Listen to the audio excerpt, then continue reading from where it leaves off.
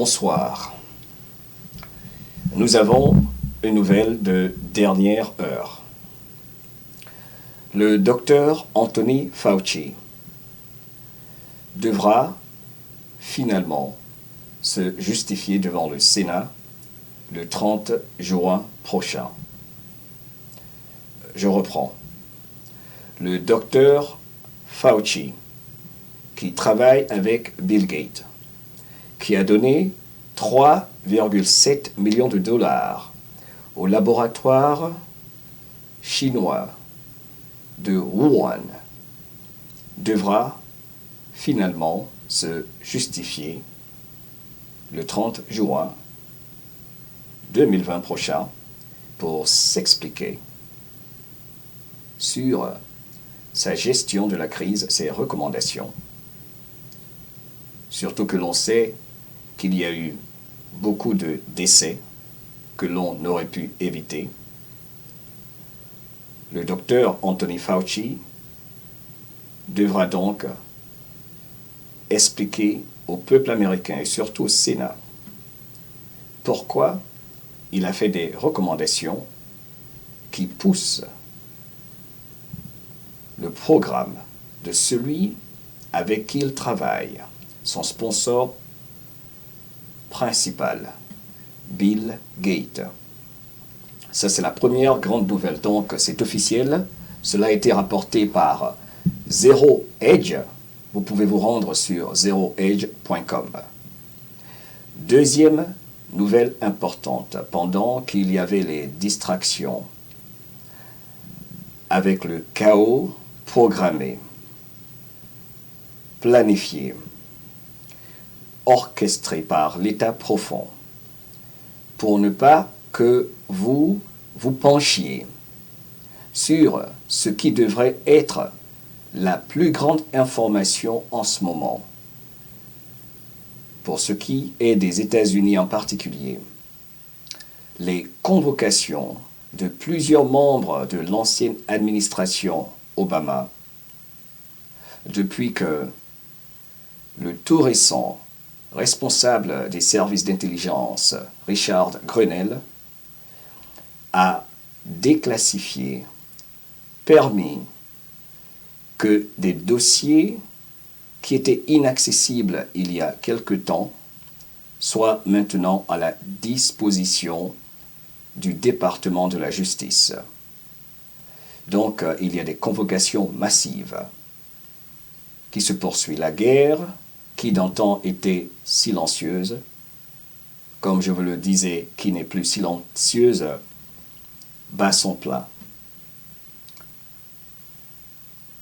Hillary Clinton, donc, selon les dernières informations, devra également expliquer le problème des emails et du network, des servers, comme on dit. Elle devra répondre de la question des emails qui ont disparu massivement. Concernant l'affaire de Benghazi qui revient en surface, car il y a eu mort de soldats américains. Donc, Hillary Clinton, qui a fait appel au mois de mars, si je ne m'abuse, a perdu cet appel. Le 2 juin dernier, Hillary Clinton était présente par téléconférence, par vidéoconférence, devant la justice le 2 juin dernier pour faire appel. Et elle a perdu cet appel. Elle doit se présenter, passer en personne devant la justice, on peut le dire ainsi, pour s'expliquer. D'accord? Donc, ce sont les deux grandes nouvelles principales, surtout celle qui vient de tomber aujourd'hui. Voilà pourquoi j'interviens aujourd'hui. Le docteur Anthony Fauci va passer devant la justice et s'expliquer.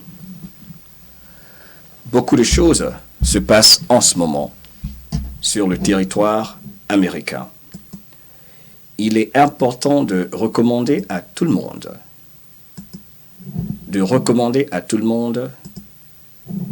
de faire très attention en ce moment.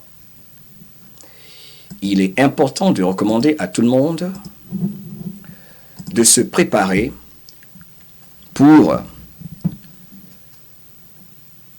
potentiellement voir des fermetures si le chaos ne peut pas être contrôlé.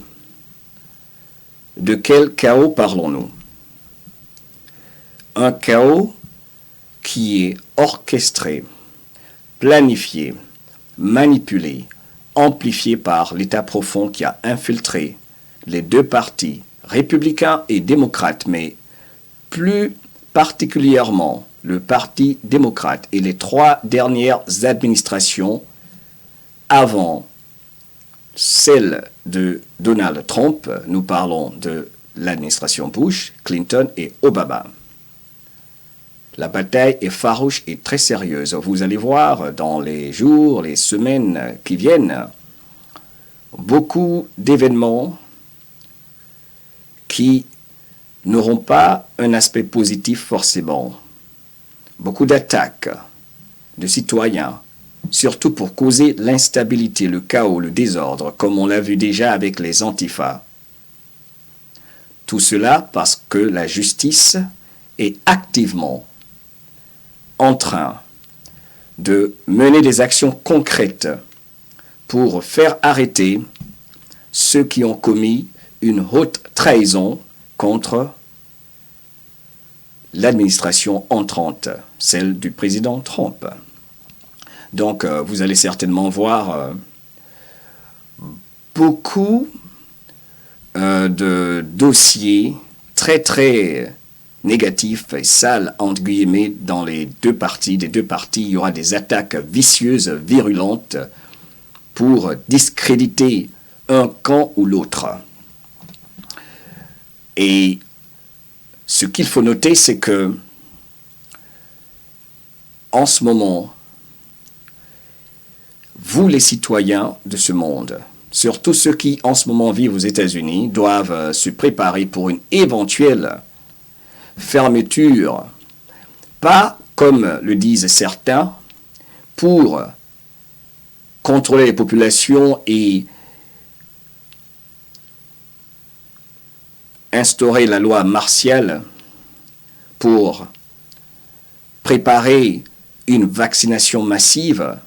Selon mes sources, ce n'est pas la raison pour laquelle le président Trump va peut-être, au cas où le chaos organisé continue, le chaos de l'État profond, pour empêcher qu'il y ait par exemple des élections, pour empêcher qu'il y ait stabilité, pour empêcher que l'économie reprenne, pour empêcher que les populations soient libres, entre guillemets, pour user du coronavirus qui est sorti du laboratoire chinois de Wuhan. Si toutes ces actions menées par l'État profond s'avèrent incontrôlables par exemple, les polices, la garde nationale, le président Trump va déclarer la loi martiale. La loi martiale, qui veut dire que l'armée militaire sera activée pour contrecarrer ceux qu'il qualifie de terroristes. Donc, préparez-vous, il faut avoir de la nourriture, il faut avoir beaucoup d'eau et prier, rester surtout positif. Voilà ce qui se passe en ce moment aux États-Unis. Je voulais donc intervenir ce soir, surtout concernant la nouvelle de ce monsieur que vous voyez sur l'écran, le docteur Fauci, qui finalement devra passer devant la justice. Et voilà pourquoi il y avait toutes ces distractions. Comme vous le voyez ici, le 2 juin dernier, Hillary Clinton was ordered to testify. On a demandé à Hillary Clinton de s'expliquer, de passer devant la justice. Elle est ordonnée. Après qu'elle ait fait appel au mois de mars dernier, comme le montrent ces articles qui sont sur l'écran que vous pouvez voir. Également, dans la même lancée, pour vous parler de ces informations qui devraient être à la une de tous les médias contrôlés par l'État profond, il est bon de préciser que Rod Rosenstein, lui, est passé également après Hillary, le lendemain, le 3 juin dernier, pour expliquer pourquoi il y avait cette orchestration pour faire un coup d'État contre l'administration entrante, celle du président Trump. Et il a reconnu Rosenstein, qui était l'assistant du procureur général au temps de l'administration Obama, sous l'administration Obama, Rosenstein, que voici, je vais le montrer sur l'écran pour que vous soyez familier avec les visages, a finalement reconnu qu'il n'y avait aucune raison de s'en prendre au président Obama, parce qu'en fait, le FBI, il y a environ 2 ans, avait même dit que c'était des fabrications juste pour déstabiliser le gouvernement. Mais les responsables d'antan de la CIA, du FBI ont poursuivi leurs actions basées sur le mensonge pour faire tomber le président Trump, car cela c'était la mission. Voilà pourquoi il ne faisait même plus de rapport au président Trump, mais plutôt au président Obama, qui n'était plus celui qui occupait la Maison-Blanche, qui occupe la Maison-Blanche. Donc, ce monsieur Rod Rosenstein a été crucifié par le sénateur Lindsey Graham, par le sénateur Cruz, et il leur a dit carrément, si je savais ce que je sais maintenant, je n'allais pas agir comme je l'ai fait, a dit Rosenstein. Ok, donc c'est un peu tard. Et plus loin, pendant qu'il y avait les distractions, pour vous faire oublier la plus grosse affaire concernant la bataille entre l'administration Obama et Clinton et Bush, toutes ces 3 administrations infiltrées profondément par l'État profond contre donc l'administration du président Trump. 30 officiels également, le lendemain du 3 juin, le 4 juin, 30 officiels ont été également convoqués. Comme vous voyez sur cet article, 30 Obama officials were given subpoenas. On June 4, 2020, another step was taken and over 30 Obama officials were given subpoenas. Donc, plus de 30 officiels, dont des noms avec des profils assez importants, au profil hyper important, étaient convoqués et devront s'expliquer également devant la justice. Voici donc tout ce qui se passait, et le chaos organisé n'est pas le fait du hasard.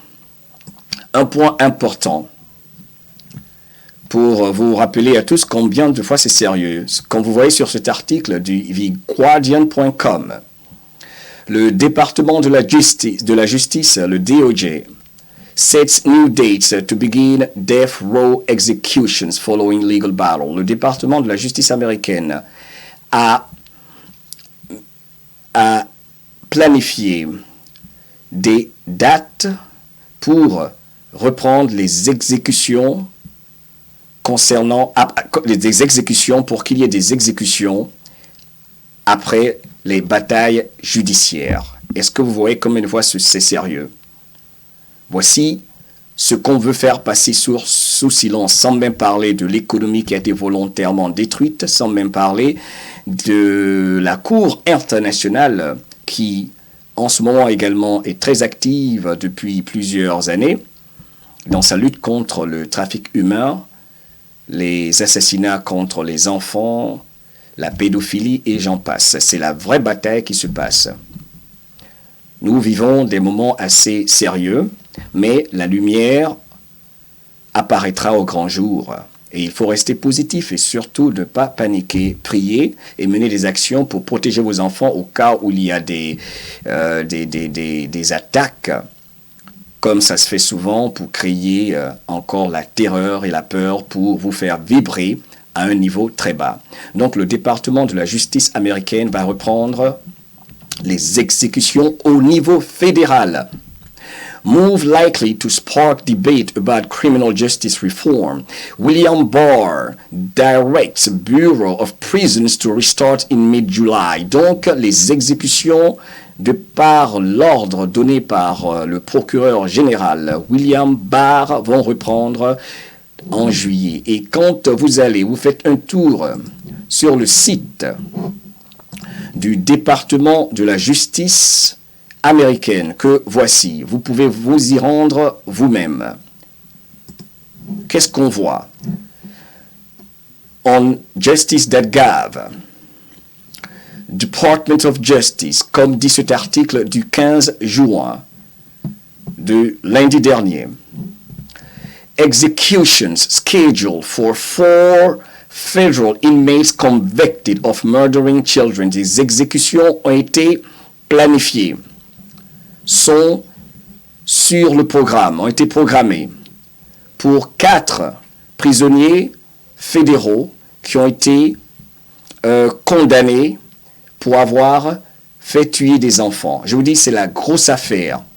Ok, vous pouvez aller sur le site. Et les noms, c'est par exemple Daniel Lewis Lee, qui est par exemple membre, ils disent, d'un groupe extrémiste, raciste, d'accord, qui a tué sa femme et 3 enfants et une fille de 8 ans, après avoir fait des choses horribles que je ne vais pas partager avec vous, d'accord, c'est important que le bon Dieu protège l'âme de tous ces innocents et surtout ceux qui ont fait la transition et ceux qui sont encore parmi nous. Il y a également un autre condamné, Wesley Ira, qui, pour viol et meurtre d'une fille de 16 ans, et Keith Dwayne Nelson, qui a kidnappé une fille de 10 ans. Donc, c'est la bataille qui est en train de se passer au niveau mondial en ce moment que je vous rappelle que l'état profond, et on peut le dire sans embâche en ce moment, le Parti démocratique, pas tout le monde dans le Parti démocratique, mais surtout les leaders qui sont exposés,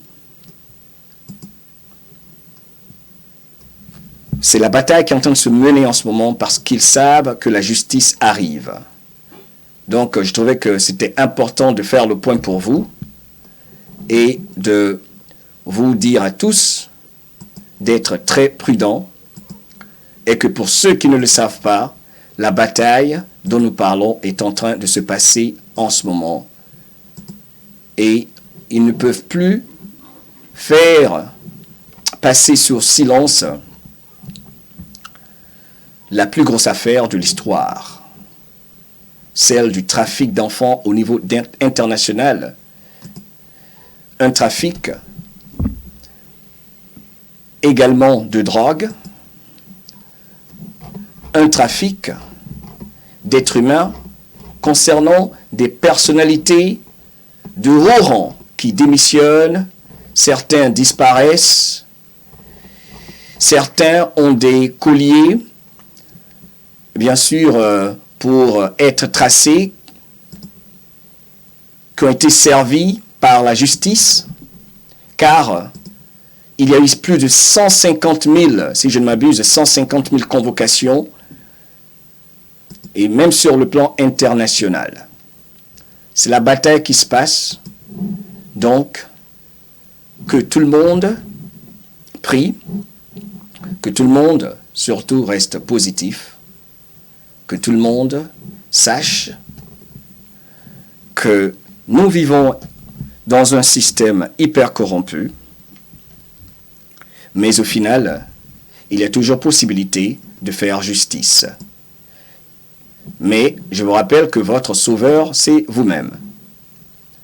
Votre sauveur, c'est vous-même. C'est une information importante qu'il faut rappeler tout le temps, car il est difficile de faire confiance à tout le monde quand on explore l'histoire de notre planète. Alors, il y a une possibilité également, avant de vous laisser, que le président Trump utilise ses pouvoirs qu'on appelle the emergency powers parce qu'on est sous la déclaration de l'état d'urgence. Il est possible que Nancy Pelosi soit carrément qu'il la fasse, qu'il l'enlève de sa position de représentante, de leader des démocrates au niveau du Congrès. D'accord? Donc, a stimulus bill has passed, but it had been an extended process due to Nancy Pelosi's depraved opposition and therefore the filthy Democrats. C'est un mot pas gentil. Bref, ce petit point, je reviendrai sur ce point une autre fois, mais c'est une décision, selon mes sources, qui peut tomber, surtout que la guerre, je ne dirais pas est à son paroxysme, mais est farouche en ce moment pour discréditer l'un ou l'autre. Le président Trump va peut-être prendre une décision qui est quand même assez grave pour faire taire Nancy Pelosi, qui est la figure de proue des démocrates. Et ça va causer, j'imagine, beaucoup de réactions. Surtout, et il ne faut pas oublier de le noter également, qu'il y a Bolton avec le livre qui doit sortir le 23 juin, qui est bloqué par la Maison-Blanche en ce moment, car portant, selon l'ancien responsable du NSA, de la NSA, du National Security Agency, sous l'administration Trump, vous vous souvenez de Bolton, qui a travaillé pour Trump, dit que le président Trump a demandé aux Chinois, au président chinois, de l'aider à gagner les élections en achetant également du blé. En fait, le président Trump, selon Bolton, et les révélations faites dans ce livre, a des dossiers qui peuvent également faire tomber le président Trump. C'est vous dire qu'il y a une bataille farouche qui se passe en ce moment dans tous les camps et qu'il faudra se préparer, observer et surtout faire notre transition sur le plan économique, car je vous dis toujours que c'est de cela il s'agit. Il y a eu destruction volontaire de l'économie pour remettre tout à zéro au plan économique et pour passer à l'ère digitale sur tous les plans. Ce sera un autre dossier. C'était votre frère pour vous servir. Dieu vous garde et restez toujours positif. Donc la nouvelle qui vient de tomber à l'instant, c'est que lui que vous voyez à l'écran, le docteur Fauci, va devoir témoigner en personne le 30 juin prochain. C'était Mohamed Diallo pour vous servir. Je vous aime, on reste positif. La vie est toujours belle, elle est magique. Apprenez à savoir qui vous êtes. La solution à vos défis est en vous. Je vous aime.